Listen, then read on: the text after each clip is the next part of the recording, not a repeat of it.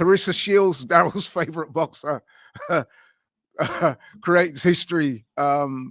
She became was it 3-weight undisputed world champion earlier when she won the women's heavyweight title. I mean, some people will, quite reasonably dispute the how can I put it? The sort of, let's just say that women's boxing in order is nowhere near as strong as the men's. But even so, Claressa Shields, man, she's a hell of a fighter, man. I mean, she's not everyone's cup of tea in terms of her personality. I get that. She does rub some people up the wrong way. And I'm a massive fan of hers. And even me, sometimes I think, really, just like, allow it, man. But one thing you could say about Claressa, man, she is all that she says she is inside the ring. She was taking on previously undefeated fighter Danielle Perkins, is it? Yeah. For the heavyweight title. Big, strong girl, a lot bigger than Claressa. Probably a lot physically stronger, but Claressa beat her, unanimous points decision, dropped her. I think it was in the 10th round, close to the end of the fight. Another title win. Looked really good in doing so. Daryl, did you see the fight? No, I didn't get to catch all of it, but I did catch the highlights. And yeah, listen, Claressa Shields is not my cup of tea in terms of personality, but who cares at the end of the day, right? She went out there and she did what she said she was going to do. And listen, as a fighter, man, she's brilliant. You know what I mean? She'll take on all comers, hasn't ducked anybody, calls literally everybody out, no matter what weight division. Like, she's, kind of getting restless with women's boxing because it feels like she's completed everything. You know what I mean? Like, she's a 3-weight undisputed champ. She's moved all the way up to heavyweight. Like, she's even taken part in like MMA. So, man, like she will take on anyone and do anything. So as a fighter, she's really up for it, and she's got all the smoke for anyone, even challenging men. So that's right. Yeah, she's got, in terms of women's boxing, she probably is the GWOAT in my opinion. Yeah. But yeah, I mean, she was fantastic again. Her skill set is amazing. The knockdown was brilliant. Counter shot. Yeah, brilliant. Got right in her face, man. She just fell forward and brilliant shot. So listen, she's got all the tools in her tool bag. Like, she talks a lot, she backs it up, and she continues to win. Yeah. Well said. Listen, with Claressa, we should just clear this up. It's not a personal dislike of her. I think sometimes she just does too much, doesn't she? She just does too much. Yeah, she's a very extrovert in character. She likes to talk, which is fine. But sometimes I think she does cross the line and people get a little bit irritated by some of her antics. But the one thing you cannot say is that she can't back up what she says inside the ring. She is head and shoulders above any woman boxer out there. And sometimes I must admit, I do get quite irritated when people start talking about people like Katie Taylor as being the best in women's boxing. No, not even close, man. And that's no disrespect to Katie Taylor. Claressa Shields is head and shoulders the best woman fighter in the world right now, and possibly the best of all time, as she says. I wouldn't argue with that either. She is just levels, man. And the fact that she's going up in weight and beating these girls easily as well. The only girl that's given Claressa Shields a real argument was Savannah Marshall. I was at that fight a couple of years ago now. Great fight. Savannah Marshall, you know what I mean? She had her moments. She hurt Claressa. I think Clarissa's even admitted that previously. But she won that and won that well. Listen, man, she's a phenomenal talent and a real character. I think the sport does need her, despite some of the stuff that she engages in, which is a bit over the top. But listen, man, women's boxers should be glad to have her because she's an amazing person. Yeah, man, brilliant performance. Expected that she was going to win, but won quite easily, really. I watched the fight this morning and she won pretty much at a canter. The girl was strong. She did try her best. But again, as I said, Claressa Shields, head and shoulders over her and anyone else in women's boxing right now.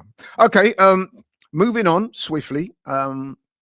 We should enlighten the viewers that we've just got news that the super fight that's been teased now for a little while has now been confirmed. That fight is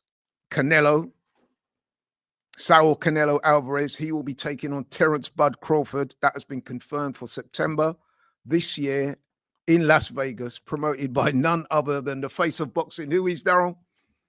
His Excellency. His Excellency, Turki Al-Sheikh. He's pulled it out of the bag again.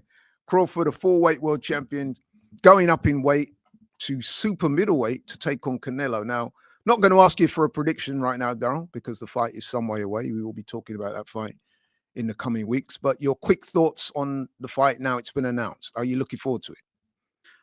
Yeah, I'm looking forward to it, and obviously it's a huge super fight. It's not one that I was calling for, obviously due to the weight divisions and the fact that Crawford is going to have to move up 3 weights. I don't even think there's a weight clause in this either. So I'm sure more details will come out down the line. But yeah, as for the fight itself, I mean, it's 2 superstars in boxing. Crawford, like I'd have to say, probably one of my favorite fighters out there today. Canelo, legend of the game. So it's a massive fight commercially, huge. But yeah, in terms of the fight itself, I would have rather not, but it is what it is. This is boxing nowadays. Fighters are fluctuating between the weight divisions.